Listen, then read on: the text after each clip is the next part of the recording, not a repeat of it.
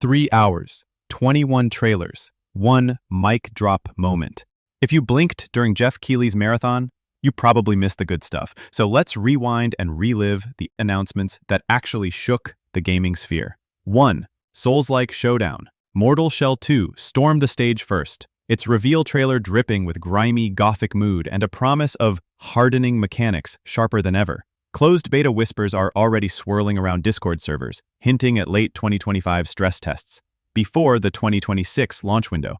Cold Symmetry claims you won't need to replay the original. Every body you inhabit in this sequel tells its own standalone tragedy. Then Bandai Namco swung next-gen fangs with Code Vein 2. The stylish vampiric ARPG returns, this time weaving a story that leaps between past cataclysms and a desolate present. Rumor has it several From Software alumni joined the project, pushing for weightier parries and a seamless co-op Blood Pact mode that adapts boss phases in real time. But that's only the opening salvo, because the medieval sands are shifting. 2. Sandbox of Secrets Chronicles. Medieval calls itself a living medieval sandbox. Yet its newest trailer raised more eyebrows than banners. Raw Power Games insists every village, knight, and plague cart is now 100% handcrafted, after an earlier backlash over AI-generated assets. Leaked design docs mention perma-deathlords, roguelite inheritance, and dynamic kingdoms that crumble if you neglect basic sanitation. Ambitious? Absolutely. Whether it can dodge the early access curse is another tale, and one we'll watch unfold in 2026.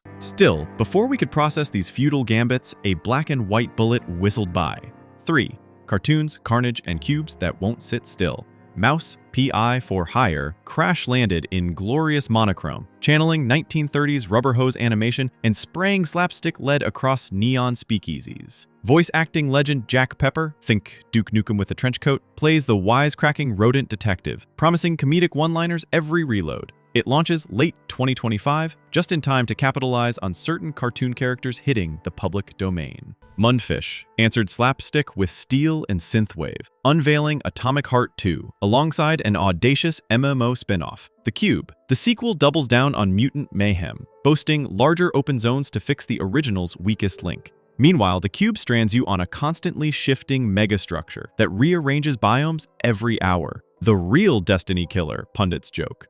But nostalgia wasn't done sharpening its blade. Legends Reforged. Capcom's renaissance continued with Onimusha: Way of the Sword. The trailer's brutally kinetic swordplay drew instant comparisons to Sekiro, yet remained unmistakably Oni-infused. Newcomer Sasaki Gunru wields a demonic gauntlet, and data miners swear they spotted a young Virgil cameo in the texture files. No firm date yet, just the tantalizing promise of 2026. Over in sunny Sicily, Mafia: The Old Country throttled engines for an August 8th debut.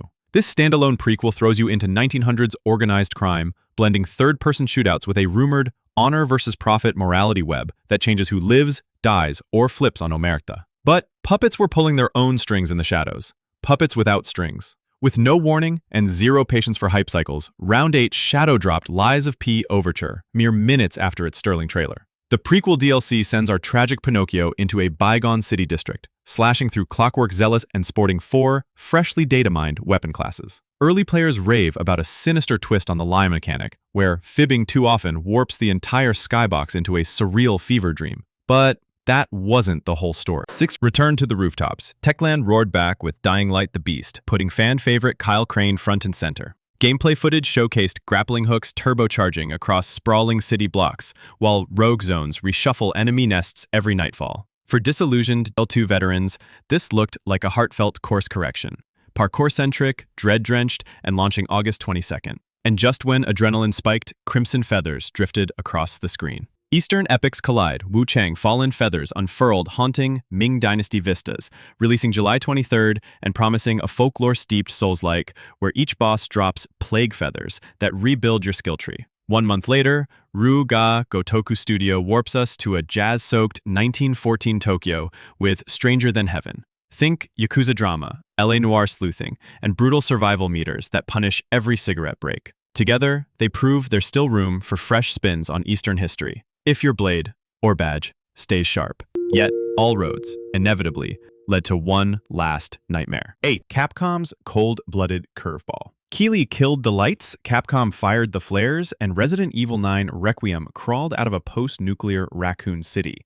New protagonist Grace Ashcroft must piece together a hotel's cursed killings while sanity-shredding flashbacks blur first- and third-person perspectives. Lisa Trevor's silhouette in the trailer broke forums overnight, and Capcom stamped a concrete date, February 27th, 2026. The crowd erupted, the stream hit peak concurrence, horror reclaimed its throne. 9 Mind's Eye to Hitman crossover Agent 47 just stepped out of the shadows and straight into the neon chaos of Red Rock. You heard that right. The world's most infamous silent takedown specialist is crashing the launch party for Mind's Eye, and nobody saw it coming. It all kicked off at Summer Game Fest when Build-A-Rocket Boy dropped a slick launch trailer that ended with a single, unmistakable silhouette. Bald head, barcode, red tie. Fans went wild, but the tease barely scratched the surface of what's brewing beneath Red Rock's glowing skyline. See, Mind's Eye isn't your average action romp. Directed by former GTA 5 mastermind Leslie Benzies, the game throws you into the boots of Jacob Diaz, a combat-hardened veteran whose neural implant lets him hack, hijack, and outwit a rogue AI that's puppeteering corrupt megacorps. Explosive car chases meet cyber-sleuthing,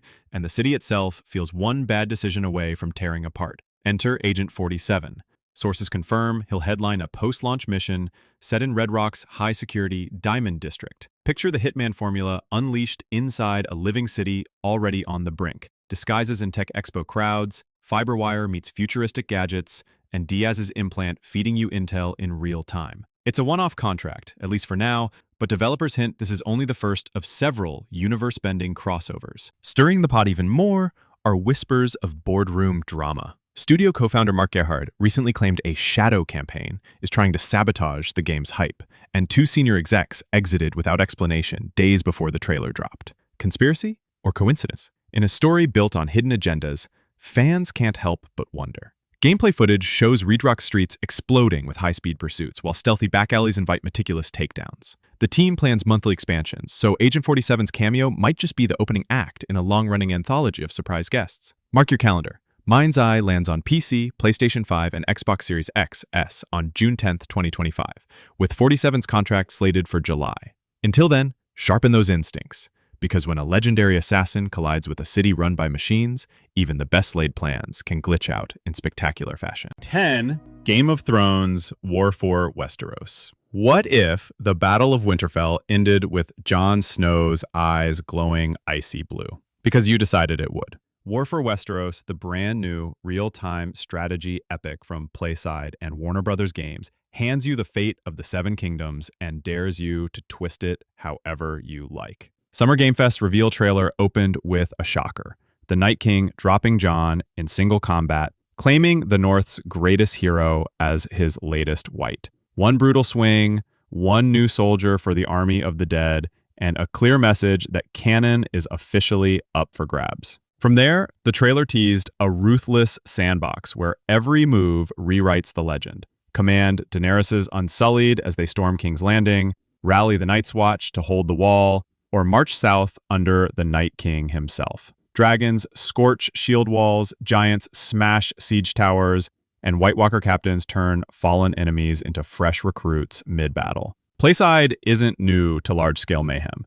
Age of Darkness fans still rave about its brutal AI. And here, they promise asymmetric strategies built for backstabbing alliances. Picture 3 factions clashing in real time. Cavalry thundering across open fields, while undead hordes claw through blizzard-covered passes, and stealth-hungry Night's Watch rangers sabotaging supply. Behind the spectacle lurk rumors of an adaptive narrative system. Insiders whisper that victories won on the field bleed into late-game politics. Betrayals unlock secret tech trees, and wiping out rival heirs can erase whole subplots. In other words, one decisive ambush might doom House Lannister before they even reach the Red Keep. Looking out that ever the not politics, knotting in the years of integrate and the subbles of the games DD to do this. Talk about rewriting history. Of course, nothing stirs Westerosi passion like controversy. Some fans still side-eye anything Thrones after that polarizing final season.